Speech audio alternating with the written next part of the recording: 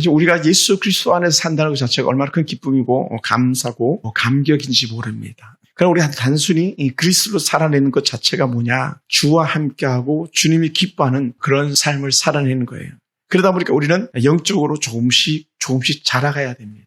어린아이가 자라가듯 나무가 자라가듯 그래서 우리도 함께 자라가서 참 하나님 보시기에 합당하고 하나님 보시기에 참으로 좋았다 하는 그런 모습의 삶이 오늘 우리 가운데 맺혀지기 원합니다. 그런 면에서 우리가 예수 그리스도에서 좋은 성장을 이루기가 첫 번째가 뭐냐? 오늘 사도 바울이 계속 말하는 것 중에 하나인데 항상 기뻐하라.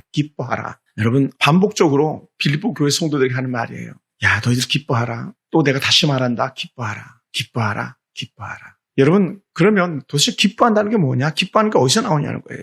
근데 그 기뻐하는 것은 주 안에 있을 때 진짜 기쁨이 있다는 거예요. 그래서 우리가 예배 시간이 기쁘고 즐거운 거예요. 저도 수련회 기간에 말씀을 듣는데 얼마나 기쁘고 즐거웠는지 몰라요. 전에는 내가 늘 전하는 입장인데 듣는 입장이고 또 듣고 아멘하는 입장이고 하는 것이 얼마나 좋았는지 모릅니다. 전에 찬양도 인도하는 입장인데 찬양을 듣는 입장이고 함께 부르는 입장이었잖아요. 그런 것들이 얼마나 좋은지 모릅니다. 여러분 주 안에 있을 때 생기는 그 큰 기쁨을 우리는 세상의 어떤 기쁨과 비교할 수가 없는 거예요. 또한 우리가 환경과 형편과 처지를 볼 때는 우리는 기쁨을 갖기가 쉽지 않습니다. 오늘 특별히 우리 교회 같은 경우는 사실은 수련회 참석했는 사람 중에 3사람은 우리 교회를 처음 나온 사람이잖아요. 어린아이 포함해서 3사람은. 그리고 한 사람은 평생 처음 기도하는 자리에 가본 사람도 처음이죠. 정수자 할머니가 그런 분이거든요. 세례도 안 받았고 교회 나온 지도 얼마 되지도 않았고 근데 수련회 따라간 건 놀랐는데 일 수밖에 없어요. 그럼 너무 좋아하시더라고요. 정사 성도님 집사님 돌아온 주일날 그걸 입고 오실지 모르겠지만 막 옷에 아들이 줬다는 티를 입었는데 거기 막 예수님에 대한 말씀이 줄줄이 앞뒤로 막 적혀 있었어요. 그런 옷 입은 사람은 그 성도님밖에 없었어요. 근데 그 옷이 자랑스럽게 여기는 거예요. 사실 거기 적혀 있는 말씀의 뜻도 몰랐을 텐데 읽으실 수 있었겠지만 뜻도 몰랐을 텐데 그게 그렇게 좋은 거예요. 수련회 기간에 우리 성도들을 본다는 것 자체가 얼마나 좋았는지 몰라요. 아침에도 보고 전시 때도 보고 저녁에도 보고 같이 밥 먹고 같이 웃고 같이 놀고 같이 떠들고 2박 3일은 천국 같은 그런 삶, 그런 시간을 보낸 거죠. 얼마나 좋았는지 몰라요. 어린아이를 봐도 이쁘고 노인들을 봐도 이쁘고 우리 조계순 집사님 같은 경우는 아주 그냥 이 귀에 걸려서 막 좋아가지고 계속 그런 고백하는 좋다고 이거 처음이라. 평생 이렇게 놀아본 것도 처음이고 예배 드려본 것도 처음이라고 하는 그런 수술을 얼마나인지 모릅니다. 이런 기쁨은 우리가 지금 누릴 수 있다는 것 자체가 사실은 엄청난 특권이고 행복인데 사람들은 잘 몰라요. 우리 휴가 가서 파도 타고 놀이동산에 놀고 이게 기쁜 줄 알아요. 전혀 그렇지 않아요. 그거는요 우리가 하나님과 누릴 영적 기쁨과는 비교할 수 없는 그런 기쁨인 것이죠. 특히 이 빌립보서는 사도 바울이 감옥에 갇혔을 때 쓴 편지거든요. 우리가 잘 아는 것처럼 옥중서신이라고 말해요. 로마 감옥에서 언제 죽을지 모르는, 언제 목이 달아나거나 사자의 밥이 되거나 아니면 찢겨서 죽을지 모르는, 불태워서 죽을지 모르는 그런 상황에서도 기뻐하라라고 말할 수 있다는 것 자체는요 사실 놀라운 거죠. 숨이 넘어가는 사람이 기쁘다 이렇게 말했었다는 것 자체가 놀라운 거예요. 지난주 목요일날 청구하신 우리 저만 아는 집사입니다만 김한식이라는 집사님이 권사님이 찬양을 불러주고 딸들이 찬양을 불러주니까 안 나온 소리로 할렐루야 하더래요. 숨도 그냥 잘 못 쉬었거든요. 무호흡 시간이 막 20초 30초 막 이렇게 되는 사람이 찬양을 불러주니까 할렐루야. 몸에 힘을 다 짜내가지고 할렐루야. 그거 하시다가 천국 가신 거예요. 어떻게 비교할 수가 있겠어요, 세상 것과. 그러니 순교를 앞두고 있는 그 바울이 누리는 기쁨, 그것은요 세상 사람들이 누리는 기쁨과는 차원이 다른 거죠. 그래서 오늘 바울이 항상 기뻐하라 이 말은 어떤 환난과 모진 박해 가운데서도 너희는 기뻐할 수 있어야 돼 이렇게 말하는 거예요. 할렐루야. 이거요 정말 쉽지 않잖아요. 어떻게 순교의 그 역사적 현장을 앞두고 이래도 기뻐해야 돼 한다는 거예요. 이래도 기뻐해야 돼. 옥에 있는 바울이 어찌 보면 자기 앞가림도 못하는 거잖아요. 옥에 있는데요. 물론 복음 때문에 옥에 갇힌 것이긴 합니다만 어찌 보면 자기 앞가림도 못하는 거잖아요. 그런데도 바울이 기뻐하라. 내가 다시 말하는 기뻐하라 이렇게 말한다는 것 자체가 놀라운 은혜예요. 사형을 기다린 사형수의 심리는요. 극도의 불안과 공포로 가득 차 있을 수밖에 없어요.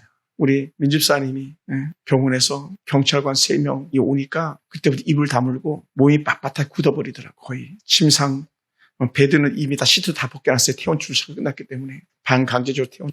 흔들고 두드리고 말을 걸어도 입을 다물고 열지 않는 거예요. 왜? 그분은 경찰에 대한 공포심, 적대감이 있었거든요. 그 헛소리 하면 거의 절반은 경찰에 대한 적대감이었거든요. 그러니 힘들었겠죠. 제가 그분이 6세에서 7세 정도의 그런 생각을 가지고 있는 사람이라는 생각하면 더더욱 그런 거예요. 7, 8살짜리가 부모를 잃었을 때 그 공포, 그 두려움이 어렵겠습니까? 자기 앞길을 모르는 그 어린 나이의 심정과 같은 거예요. 근데 누구도 그를 이해해 줄 수 있는 사람은 아무도 없었잖아요. 아무리 제가 경찰 가도 이 사람 좋은 사람입니다. 나쁜 사람 아닙니다. 의도적이지 않습니다. 비의도적입니다. 이뻐서 지은 게 아니라 좋아서 지은 겁니다. 너무 행복해서 지은 겁니다. 해도 누구도 그걸 믿어주는 사람은 아무도 없잖아요. 사도 바울이 그렇게 복음에 대해서 변명해도 그래 넌 진짜구나 하면서 옥에서 끄집어내준 사람은 없었잖아요. 그런데도 불구하고 어떻게 돼? 기뻐한다는 것 자체가 놀라운 일이죠. 없는 불안과 공포가 있습니다. 사형실 매일 자신이 언제 풀려나갈지 모릅니다. 그래 조금만 누가 친절하게 대해주면 다 마지막이구나 이런 느낌 들지 않았겠습니까? 그래서 언제 올지 모르는 죽음을 끊임없이 예상하고 대비하려 하면요 극도의 스트레스를 받을 수밖에 없는 거예요. 그러니까 어떻게 돼요? 스트레스 절정에 다다르는 거죠. 악의 상태가 되는 거죠. 그러면 어떻게 돼요? 그런 사형수로 무기력과 절망감이 찾아올 수밖에 없습니다. 그리고는요 자신에 대한 후회와 자책뿐이죠. 아마 바울은 그러지 않았겠지만 어떤 사람이 그렇게 말했을지도 몰라요. 괜히 로마에 왔나 보다 이렇게 생각할 수도 있었다는 거죠. 우리가 생각할 때에 재판정에 들어가면요 사람들이 다 기겁을 합니다. 우리는 그런 경험을 없어서 우리 잘 알지 못하지만 제가 재판장 도와주러 가고 판사를 만나고 검사를 만나면요 거의 사색이 듭니다. 환자 죄의 수들은요 말할 것도 없습니다. 그러니 지금도 그런데 사도 바울 당시에는 얼마나 더 그런 것들이 공포가 극심했겠습니까? 그리고는 자신이 온전히 감당해야 될 몫이잖아요. 옥에 갇히는 순간은 자신이 온전히 그것을 감당해야 되는 거거든요. 외로움과 고립으로부터 자기가 이겨내야 되는 그 아픔이요. 우리는 쉽게 얘기하면 이렇게 말할 수도 있어요. 차라리 감옥 가면 삼시세끼 따뜻한 밥 주고 잠자리 해결되고 그냥 차라리 거기가 편할 것 같아. 우리 빈말 섞인 말로 이렇게 말하지만 정작 거기에 있는 사람들은요. 지옥이 따로 있는 게 아닌 거죠. 우리 민집사님 같은 그것을 경험해 보았잖아요. 불과 3, 4년 전, 한 5년 됐나 벌써 3, 4년 전, 5년 전. 얼마나 힘들었겠어요. 네. 그리고 무엇보다도 사형이라는 것은요. 생명을 빼앗기는 거거든요. 우리가 믿음이 있어서 나는 죽으면 천국 간다. 또 가족들이 옆에서 둘러서가지고 여보 괜찮아. 당신 죽으면 천국 가. 예수 믿었잖아. 이렇게 말하지만 그러나 정작 그 죽음을 앞두고 있는 사람은요. 절대적인 죽음 앞에서는 공포와 두려움이 휩싸일 수밖에 없는 거죠. 그때 우리는 그를 찬송하고 그를 위로하고 격려하는 건데 그때 찾아오는 평안함을 사도 바울이 말하고 있을지도 몰라요. 너희들 그러한 상황 속에서도 기뻐할 수 있어야 돼. 그런 상황 속에서. 저는 목회하면서 직접 제 눈앞에서 천국 가시는 분들을 많이 봤거든요. 연세 많은 할머니도 아주 젊은 집사님도 제 눈앞에서 마지막 임종을 제가 지켜봤던 적. 우리 할머니도 제 앞에서 눈앞에서 임종이 하셨었고. 그러니 죽음 이후에 대한 두려움 정말 천국에 있는가라는 의심이 들 때도 있지 않았겠습니까? 그럴 때 오는 절망감이나 상실감 혹은 두려움은요. 더더욱이나 더 큰 거죠. 네. 그러므로 바울이 지금 누리는 심적인 평정이나 평안, 행복은 세상이 줄 수가 없는 거예요. 오직 예수님 아니면 누구도 바울에게 기쁨을 줄 수 없는 것이고 누구도 바울에게 위로할 수가 없는 거예요. 왜? 감옥에 갇힌 끝이니까. 그러니 사도 바울은요. 대단한 은혜의 사람이죠. 그렇게 마지막 절망적 상황 속에서도 나는 기뻐합니다. 즐거워합니다라고 하는 그런 말을 할 수 있다는 것 자체는요. 정말 이런 표현이 어떨지 모르겠습니다만은 사도 바울의 믿음은 신의 경지에 있는 사람인 거죠. 신의 경지에 있는 사람. 그리스도인들이 영적으로 자라는 측정치가 있다면 그것은 저는 이렇게 표현하고 싶었어요. 바울의 표현을 빌려서 그 사람 안에 기쁨이 있는가. 언제요? 좋을 땐 다 기뻐할 수 있어요. 가장 큰 환란이 올 때 그때도 나는 평정심을 잃지 않고 하나님 앞에서 기뻐할 수 있는가. 이 말을 다른 말로 하면 내 인생의 모든 문제를 책임지실 분은 우리 하나님이십니다. 하나님께 내밀면서 그 마음의 평정심을 찾아내는 그 마음이 오늘 우리 가운데 있는지 돌아볼 수 있기 원합니다. 그래서 사도 바울이 4절에서 후반부 다시 한번 강조하잖아요. 내가 다시 말해 기뻐해. 내가 다시 말하노니 기뻐하라 라고 말씀하잖아요. 흔히 이런 것 같아요. 야 떨지 마. 저는 전에도 그랬지만 사실은 무서운 이렇게 놀이동산에 기구 타는 건 전 못합니다. 저는 아이들 데리고 오션월드 갔지만 저는요 계속 벤치에서 짐 지키는 사람으로 있었어요. 파도 타게 하는데 한번 애들 데리고 이렇게 가서 노는 거 하면서 딱 한번 파도 오는 거 딱 대은이한테 가르쳐주고는 나와서 계속 저는 침대에 베드 지키는 자리에 있었는데 그럴 수밖에 없었던 것이 하나는 피곤한 몸이었었고 또 가야 할 길이 멀었고 두 번째는 짐도 지키기도 해야 됐고 그런 상황이었어요. 그러니 오션월드에 있는 놀이기구는 전혀 제 관심 밖에 있었죠. 그럴 때 어린 날 한번 생각해 보면 그 무서운 기구를 탔을 때에 마지막 우리 희성이라는 아이가 탄 미끄럼틀인데 거기에 올라갔을 때 급이 조금 낮은 거였는데도 불구하고 내가 왜 여기로 올라왔던가, 내가 여기 왜 올라왔지, 너무 무서웠어요. 마음 같아서는 막 내려가고 싶은데 차마 또 그럴 수는 없잖아요. 같이 올라왔으니까. 그때 아마 딸들도 같이 올라갔었을 걸. 안 탔나? 너무 무서웠어요. 막 그 희성이를 그러다 목사님 저거요? 90도예요. 90도 그러더라. 90도. 90도는 아니거든요. 일순간에 팍 쳐서 또 잘못해 막 이렇게 꺾어져서 내려가는데 거기 점프를 해요. 몸이 떠버려요. 날개도 없는데 그리고 기절하다시피 하는데 그때 어떻게 돼? 괜찮아. 괜찮게 뭐가 괜찮아? 안 괜찮지. 근데 죽음 앞에서 괜찮아. 우리 주님이 책임져 주실 거야 라고 하는 그 귀한 음성이 빌보 교회 성도들에게 들려지는 거예요. 괜찮아. 그래서 이 본문에서 말하는 기뻐하다는 뜻을 갖다 사전적으로 이렇게 찾아보니까요. 마음에 벅찬 느낌이 있어서 그 즐거운 기색이 얼굴에 그대로 다 나타난다는 거예요. 기뻐하다는 것이. 즐거운 기색이 얼굴에 다 나타난다는 거예요. 우리 알잖아요. 얼굴 보면 알잖아요. 저 사람 지금 인상 쓰고 있구나. 속으로는 분노하고 있구나. 기뻐하고 있구나. 입국 다른 곳에서 기뻐하고 있구나 알잖아요. 그게 이제 드러나는 것이죠. 그래서 우리가 만약 기뻐하지 못하는 것은요. 그리스도의 은혜가 우리 안에 와 닿지 않기 때문에 기뻐하지 못한다는 것이죠. 그래서 기쁨에 대한 반대는 기뻐하지 않는 것이 아니라 무감각한 거라고 말해요. 무감각한 거. 이게 좋은 건지 싫은 건지 모르는 거예요. 좋은 건지 싫은 건지 이게 뭐지? 모르는 거예요. 우리 안에 찾는 기쁨은요. 그러므로 예수의 복음이 우리 마음에 와 닿아야 되는 거예요. 이렇게 와 닿아야 돼요. 제가 기도회 인도할 때 부르려고 준비했던 찬양 중 하나가 하늘 문이 열리고 은혜의 빗줄기 이거였는데 하늘 문이 열리고 은혜의 빗줄기 이 땅 가운데 그만해도 벌써 우리 막 가슴을 뻥 치는 감동이 있는 거예요. 저는 첫째 날부터 찬양하는데 찬양하는데 제 안에 막 울음바다에 흰 눈물이 나는 거예요. 막 은혜가 기쁘고 또 사랑하는 은혜가 감사하고 설교 들을 때도 사실 별 말씀 아닌데도 그렇게 은혜가 돼서 막 눈물이 흐르고 마지막 날 아침에 찬양하는데도 은혜가 넘쳐서 눈물이. 둘째 날 저녁에는 내가 기도회를 30분 인도해야 되기 때문에 그 감정을 많이 이입하지가 못했었어요. 이 찬양, 이 기도회를 어떻게 인도하지? 거기에 반복적으로 속으로 막 변해내고 있었기 때문에. 그런데 우리는 우리 안에 일어나는 그 은혜의 기쁨이 우리 안에 와 닿기 원합니다. 그리스도의 복음의 기쁨이 우리 안에 와 닿기 원합니다. 여러분 병원에 가서 아픈 사람을 보면서 걸어다니는 것만도 은혜라고 느낄 수 있어야 된다는 거예요. 사람들은 민병질산에 깨병 부린다 그랬지만 민주사 입장에서 난 깨병이 아니라고 그렇게 말했거든요. 그러니까 그 경찰관들이 와서 막 그렇게 흔들어도 계속 다리는 주물르고 있는 거예요. 어떻게 발을. 근데 병원 관계자들은 저 사람 쌩쌩해요. 괜찮아요. 그러잖아요. 그러니 아픈데 괜찮다고 말하니 얼마나 속 터지고 힘들었겠어요. 사랑하는 성도 여러분, 우리 속에 찾아오는 그 두려움이 있을 때 오히려 기뻐할 수 있다면요. 우리는 하나님의 은혜 안에 머무는 사람들인 줄 믿습니다. 할렐루야. 우리는요, 기쁨의 감각이 회복돼야 됩니다. 기쁨의 감각은 슬픔이 아니라 무감각이라 그랬으니까. 우리는 그래서 하나님 안에 기뻐한다는 고백이 늘 있어야 됩니다. 하나님 너무 좋아요.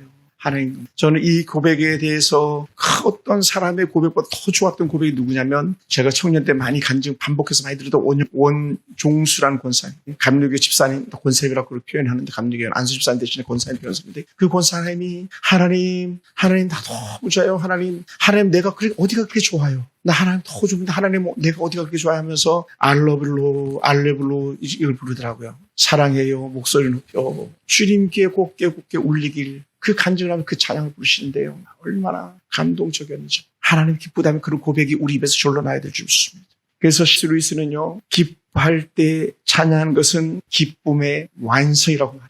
그러니까 우리 안에 예수를 충만하면 찬양이 절로 나올 수 있게 돼 있는 거예요. 또 반대로 우리 안에 너무 힘들고 또 때는 두렵고 또 때는 슬플 때는 뭐가 나와요? 찬양이 절로 나오게 돼 있는 거예요. 그러다 보니까 어떻게 돼요? 기쁠 때도 찬양이 절로 나오고 슬플 때도 찬양이 절로 나오고 범사에도 찬양이 절로 나오고. 할렐루야. C.S. 루이스는 정말 그런 탁월한 고백을 하게 되는 줄 믿습니다. 우리가 항상 기뻐할 수 있는 비결은요. 그러므로 절대적 하나님을 바라고 믿는 믿음이라는 것이죠. 하나님 은혜 안에 붙어있는 그 믿음만 있다면 우리는 기뻐하고 또 다시 말해도 여전히 기뻐할 수 있는 그런 사람인 줄 믿습니다. 그게 첫 번째 성장이에요. 두 번째는요. 우리는 남에게 관용을 베푼다는 거예요. 그래서 이 남에게 관용을 베푼다는 이 말 4장 5절에 이른 이 말 자체를 갖다가 쉬운 성경에서 달리 번역을 했는데 어떻게 번역했냐면요. 남에게 참는 거다. 인내하는 거다라고 표현했어요. 인내하는 거. 사실 관용을 베푼다는 말 자체는 좀 어려워요. 제가 볼 때. 근데 제가 다른 성경을 이렇게 보는데 어떻게 표현했는가 다시 봤어요. 제가 이만큼 두꺼운 사전적 성경이 있기 때문에 그걸 봤더니 남에게 인내하는 거야. 인내하는 거. 그게 너무 쉽더라고요. 너가 인내하는 것을 다른 사람들이 알게 해. 할렐루야. 그래서 이 관용이란 말 자체는요. 다양한 음식을 받아먹고 그것을 잘 소화시키는 것을 말합니다. 그래서 생물학적 그림이라 말해요. 어떤 것도 다 소화할 수 있는 것. 다른 말로 하면 우리 믿음의 사람들은 그리스도 안에서 성장한 사람들은요. 어떤 상황 속에서도 그걸 다 소화해낼 수 있는 사람이 돼야 되는 줄 믿습니다. 여러분 살면서요. 좋은 일만 있는 것이 아니고요. 살면서 그렇다고 나쁜 일만 있는 것도 아니잖아요. 좋은 일이 있을 때도 또 때는 마음에 담기 싫은 입에 담기 어려운 그런 일이 있을 때도 우리 속에서 넉넉하게 뭐 한다? 인내한다는 거예요.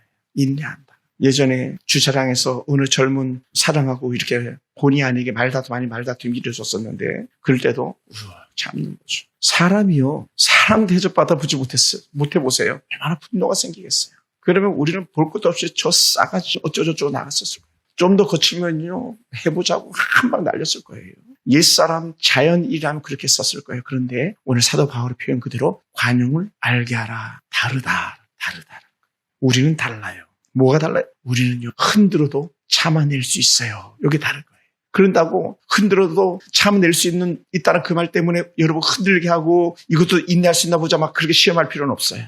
마음에 맞지 않는 이웃, 마음에 맞지 않는 가족, 마음에 맞지 않는 어떤 것들 우리가 품어야 될 사이라면 기꺼이 품을 수 있는 그런 인내함이 우리 가운데 있기 원합니다. 우리가 기도하면서 철저히 품어주는 그런 은혜가 우리 가운데 있기 원합니다. 우리가 관용을 베풀 수 있는 우리가 인내할 수 있는 그런 이유를 갖다가 사도 바울이 우리에게 던져주는데 그게 뭐냐면 주께서 가까우시니라 이 말씀인 거예요. 다른 말로 하면요. 야 인내해. 인내 조금만 더 견디면 끝나. 이 얘기 같아요. 조금만 더 끝나. 꼭 시험 공부하는 학생이 야 시험 일주일 남았네. 시험 5일 남았네. 이 시험 4일 남았네. 야 오늘 시험이네. 그리고 시험 마치고 딱 끝나는 것처럼 그때가 있다는 거예요. 주님이 다시 오실 것이다. 뭐라고? 곧 오실 것이다. 임박했다. 그러니 지금 이 순간 참아라. 이렇게 말씀하는 거죠. 그래서 주님의 제 이름을 사모하는 사람들은요. 넉넉하게 인내하는 사람, 관용을 베푸는 사람이라는 것이죠. 주께서 가까이 오시기 때문에. 할렐루야.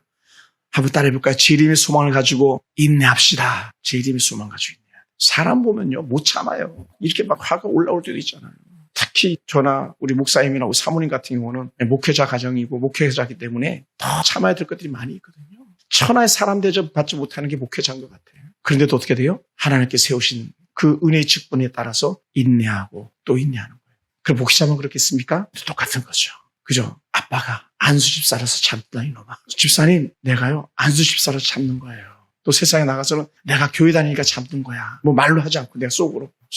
옛날에 이국 목사님 그랬대잖아요. 평양 그 깡패가 예수님과 변화됐었을 때에 진짜 이기풍이 변화됐나 막 동네에서 놀렸대잖아요. 그러니까 그러잖아요. 예수는 내가 믿었는데 은혜는 너희가 받는다. 그 은혜가 뭡니까? 전에 같았으면 그렇게 놀리는 사람 반 죽였을 텐데 그렇게 하지 않잖아요. 이기풍 목사님 깡패가. 그리고 그가 어떻게 됐어요? 그 은혜 때문에 감사해가지고 제일 우리나라에서 가기 싫은 곳 가서는 안 될 곳인데 거기가 제주도였던 거예요. 그래서 제주도 선교사로 간 거예요. 평양에서 제주도 선교사로. 평양 깡패 이기풍이 제주도 선교사. 그래서 지금도 제주도 중산간지대 가면은요 이기풍 기념관이 있습니다. 따라해보시죠. 예수는 내가 믿고 은혜는 당신이 받고 있군요. 사도 바울이 그렇게 말하는 거죠. 그리고 세 번째는요 우리가 아주 익숙한 본문인데 아무것도 염려하지 마라 해서 염려를 내려놓는 거예요. 염려를 내려놔라. 염려는요, 우리 속을 뒤틀리게 하는 힘이 있답니다. 우리 뇌를 꼬이게 하는 힘이 있대요. 제가 이번 수련회 때 제가 깜짝 놀란 것 중에 하나가 있었는데, 하나는 뭐냐면, 빨간 가방, 이렇게 이런 가방을 내가 거기다가 지갑도 넣고, 전화기도 넣고, 이렇게 다녔던 거예요. 그런데, 아침 새벽에 가가지고 번잡하게, 저녁 예배구나. 첫째 날 저녁 예배, 번잡하게 예배 드리고, 막 하다가 그 가방을 안 갖고 온 줄 알았어요. 그래, 그 다음날 아침에 제일 먼저 일어나가지고 얼른 내가 앉았던 자리 갔죠. 근데 없더라고요. 막 주변을 다 봤어요. 혹시나 방송실도 가보고. 그러다가 이제 낙심이 돼가지고 올라왔는데 웬걸 제가 방도 여러 번 옮겼거든요. 정말 방은 무려 3번이나 옮겼잖아요. 목사니까 옮겼지. 안 그랬으면 다른 목사님 같았으면 부인하고 나하고 둘이 방 썼을 거예요. 다른 교회 같았으면. 근데 그걸 몰라 성도들은 몰라요. 그래서 저는 요만한 소파에서 잤거든요, 소파. 그 소파 옆에 꼭 빨간 가방이 있더라고. 실망해서 올라와서 소파를 이렇게 보는데 거기 빨간 가방. 그것만 그랬던 게 또 다른 것 때문에 또 그런 적도 있었어요. 그래서 생각했던 게 뭐냐면, 야, 이게 나이 든 전조 현상이 이렇게 나타나는구나. 또 오션월드 티켓팅 하러 갔잖아요. 그 출구를 들어가는데 하영이가 끊어준 10장은요 아주 쉽게 카카오톡에 어디에 가지고 딱 보여줄 수 있었어요. 근데 2장은요 도무지 찾을 수가 없는 게 어디 있지 막 그래서 문자를 다 뒤져가지고 딱 찾았는데 거기 2장이 딱 있는 거예요. 애들 거 2장은 따로 있었거든요. 그래 거기서도 막 속에서 식은땀이 뻘뻘 나는 거예요. 왜냐하면 사람들이 기다리고 있지. 이거 못 찾으면 또 안 되잖아요. 그러니까 할머니들 또 거기다가 또 뭡니까? 그거 표를 가져가서 또 애들 막 이렇게 구명조끼를 또 빌려야 되잖아요. 그것도 다 내가 해야 되는 거였잖아요. 저 아래 갔다가 또 구명조끼면 또 위에 있다네. 다시 위로 갔다가. 그 고통을 누가 할까요? 그래서 생각했어요. 다음에 하영이 안 가면 나도 안 간다. 그래 막 그저께 와가지고 때를 썼던 거예요. 니 그럴 수 있어 너. 막 애매하게 하은이만 잡았어요. 하은이만 있어서도 안 그랬죠. 하영이만 있어서도 안 그랬죠. 둘째 한 놈만 있어서도 덜 했을 거예요. 애들 때문에 그렇게 실갱이도 안 했었을 거예요. 그냥 또 우리 준성이는 막 피가 났는데 막서 또 그냥 막 울고 불고 난리가 났죠. 파도에 걷절어서 넘어졌는데 그만큼이 까진 거예요. 이거 보고 울고 엄마는 우는 준성이 보니까 또 엄마도 막 울먹이고. 근데 사실 안 아프다. 또 그거 어떻게 돼요? 그냥 그대로 만나니까 또 의무실 어디 있는지 찾아가가지고 한도 나라서 의무실에서 데일밴드 빌려왔는데 어느 누구도 단 한마디 고맙습니다 목소리 수고했습니다 말하는 사람 단 한 사람도 없었잖아요. 사모님도 안 했잖아요. 그냥 몰라. 사모님 붙여줬지만 그 마음 몰라요. 어떻게 알겠어? 그러니까 이게 쉽지 않은 거예요. 쉽지. 그러니까 앞으로 막 이거 어떡하지 막 염려 근심 걱정이 올 수도 있는데 우리 주님께서 뭐라 그래요? 얘야 아무것도 걱정하지 마라. 할렐루야. 아무것도 걱정하지 마라. 아무도 걱정하지 말라. 그러니 내가 그렇게 힘들었는데 성도들 얼마나 힘들었겠어요. 우리 김태희 사님 또 우리 약 70이 넘은 우리 정수자 성도의 이름모들은 그 정수자 성도는 조계수 성도를 이끌고 2명 지키고 보호하고 가이드한다고 백목사님 당신도 힘들었을 텐데 막 또 얼마나 했죠. 말도 안 해서 그렇지. 그냥 나는 그 한마디 위로도 못 해드리고 목사님 진짜 그런 면에서요. 우리 목사님 진짜 감사해요. 목사님 안 계셨으면 수련을 못 갔을지도 몰라요. 네, 진짜. 목사님이 진짜 인내하셔가지고 위에 앞에 있는 것처럼 관용이 있어서 나한테 아무 말씀도 안 하셨던 거지. 속으로 얼마나 힘드셨겠어요. 그러면 우리 박수 한번 할까요? 세상에. 누가 시원한 정수자 성도님 그랬구나. 그래도 돌아오는 날 막 커피 드시라고 목사님한테 막 갖고 저한테도 갖고 왔는데 저는 안 먹었습니다만 그 앞에 바로 먹었었기 때문에.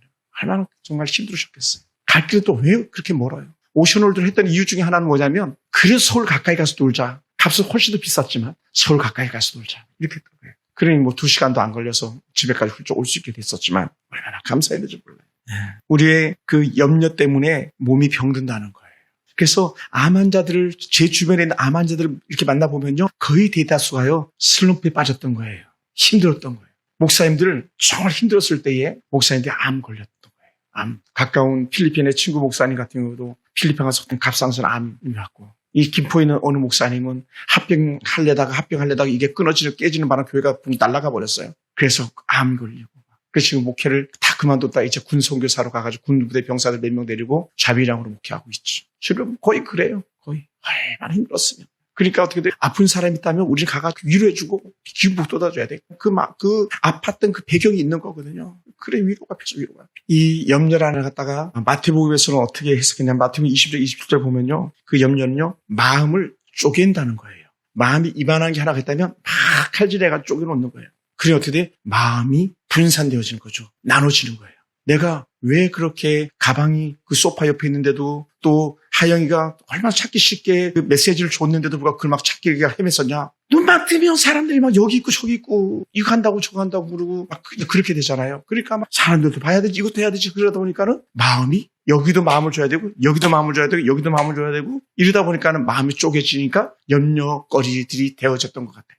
근데 우리는 정말 우리 안에 염려를 사라지게 하기 위한 가장 좋은 방법은 뭐냐? 내 염려거리를 하나님께 맡기는 거예요. 할렐루야. 우리 아들들, 우리 딸들 어떡하지? 이 염려거리를 하나님께 맡기는 거예요. 저는 혼자 스트레스가 한 가지가 있었는데 그게 뭐냐? 민집사 스트레스예요. 우리 민집사님 또 우리 지난주에도 왔습니다만 우리 오태훈 집사님 같은 경우 저 독거 노인들 인생은 어떻게 맞춰질 것인가 막. 오늘도 신문에 난 거 저는 자세한 기사는 안 봤습니다. 마포인가 어디서 송파인가 어디서 두 부부가 함께 죽었잖아요. 나라에서 혜택받는 노수도자였는데 왜 죽었는지 모르겠지만 두 부부가 함께 죽었어요. 근데 우리 민주사님, 우리 태원 집사님 이름보다 혼자 사시는데 저분들 끝까지 마지막에 책임져 줄 수 없는데 어떡하지 했는데 여전히 아직도 미스테리죠. 제가요 오지랖이 넓어가지고 괜히 걱정하는지도 몰라요. 근데도 불구하고 그런 걱정이 있는 거예요. 우리 오태훈 집사님도 최근에 오시는 거 보세요. 예전과 달라요. 쏙 빠졌잖아요. 우리 민주사님도 최근에요. 살이 쏙 빠졌어요.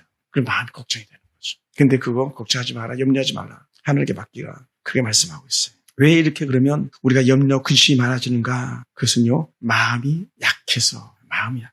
문제를 바라볼 때에 두려워서 염려거리가 되는 거예요. 예수님께서 말씀하잖아요. 큰 풍랑 이는 가운데서 예수님이 하셨던 말씀 중에 하나가 뭐냐? 왜 두려워하느냐? 그러잖아요. 큰 파도 보면 당연히 언제 물에 빠져 죽을지 모르는데 그런데도 예수님께서 하신 말씀은 야, 내가 여기 있는데 너희가 두려워할 이유가 뭐가 있니? 이렇게 말씀하시는 것 같았어요. 우리가 믿음으로 사는데, 하나님을 믿고 사는데 우리가 뭐가 두렵고 뭐가 염려가 되겠냐는 거예요. 그거 하지 마라. 사도 바울이 우리에게 말씀하고 있는 줄 믿습니다. 할렐루야. 우리가 살아가면서 문제를 인간적으로 바라볼 때는 많은 염려거리가 될 수밖에 없지만, 그러나 그 많은 염려거리를 예수님 바라보면서 다 내려놓을 때 우리는 참된 평안을 누릴 수 있는 거죠. 할렐루야. 그래서 예수님께서 이 참된 평안을 주시기 위해서 내가 주는 것은 세상이 주는 것과 달라 이렇게 말씀하시면서 내가 너에게 평안을 주노라 이렇게 말씀하잖아요. 예수님 부활하시고 나서 제일 먼저 했던 말씀이 뭡니까? 너희에게 평강이 있을지어다 이 말씀했잖아요. 부활의 처음 마디가 그거예요. 너희에게 평강이 있을지어다. 왜냐하면 얼마나 제자들이 두렵고 떨었겠어요. 사실은 빌립보의 그 성도들이 얼마나 두렵고 떨었겠어요. 사도 바울 같은 사람도 옥에다 집어넣는데 거기 예수 믿는 사람이야 뭐 바로 앞에 등잔불이고 촛불이죠. 그런 그들에게 아니야 그래도 염려하지 마 이렇게 말씀했다는 것을 우리는 우리 삶에 다시 한번 적용시켜 보았으면 좋겠습니다. 그래서 우리는 뭐라고 표현했냐면 6절에서 이렇게 표현했어요. 이 염려를 해결하는 유일한 방법 중에 하나가 있는데 6절에 한번 볼까요? 6절 다 같이 시작. 아무것도 염려하지 말고 다만 모든 일 기도와 간구로 너희 구할 것을 감사함으로 하나님께 아뢰라. 그러니까 염려를 이기는 가장 좋은 해결 키는 뭐다? 두 글자? 기도하라는 거예요. 아멘. 기도하라.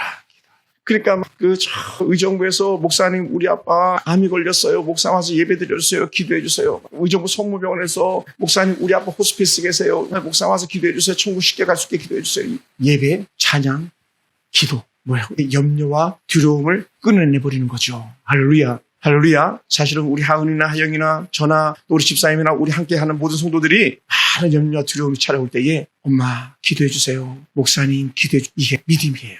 이게 믿음이라니까요. 이게 진짜 믿음이에요. 목사님 빨리 와주세요. 빨리 와주세요. 빨리 와주세요. 우리 아빠 힘들어요. 빨리 와주세요. 우리 아빠 힘들어요. 그 부인도 우리 남편 하면서 막 빨리 와주세요. 목사님. 예전에 강남 금식기도원 갔었을 때에 이런 문구가 있었어요. 기도는 만사를 변화시킨다. 기도는 만사를 변화시킨다. 아주 오래전에 본 거예요. 그러니까 기도는요. 모든 염려거리를 다 잠재울 수 있다는 거죠. 잠재울 수 있다. 그리고 뭐라고요? 밀어내라. 하나님께 밀어내라. 모든 염려를 감사함으로 주님께 맡기는 거죠. 아뢰는 거예요.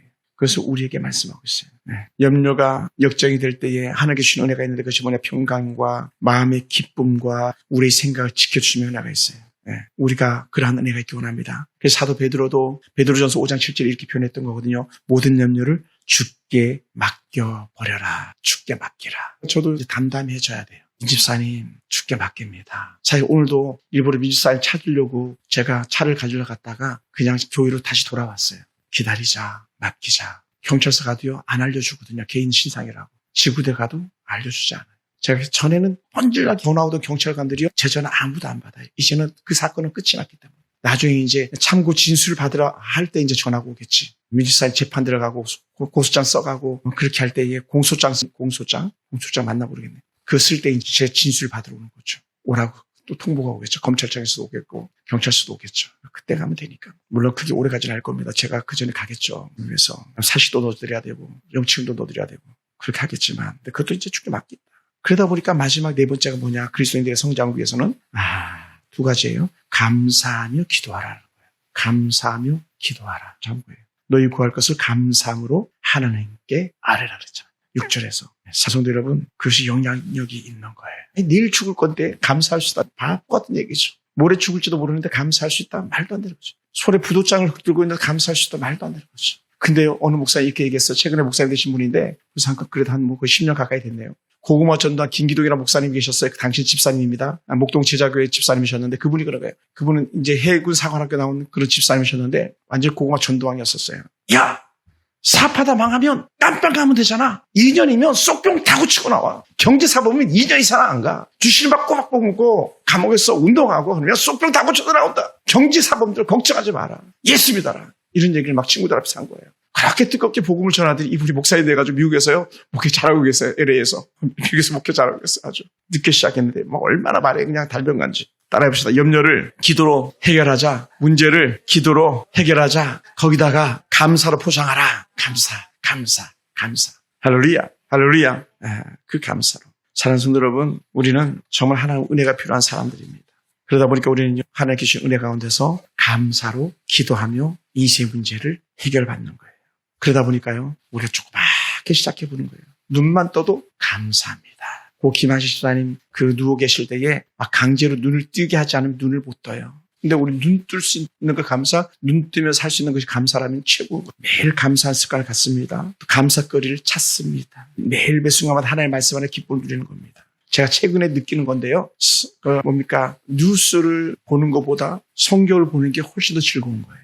그러니까 뉴스를 볼 때도 시간이 빨리 가지만 성경을 볼 때 시간이 빨리 가죠. 계속 봐지니까. 그러니까 새벽에 일어나면 성경이 계속 봐지는 거예요. 성경. 얼마나 감사하죠. 여러분 속에서 이런 역적 도전이 일어나기 원합니다.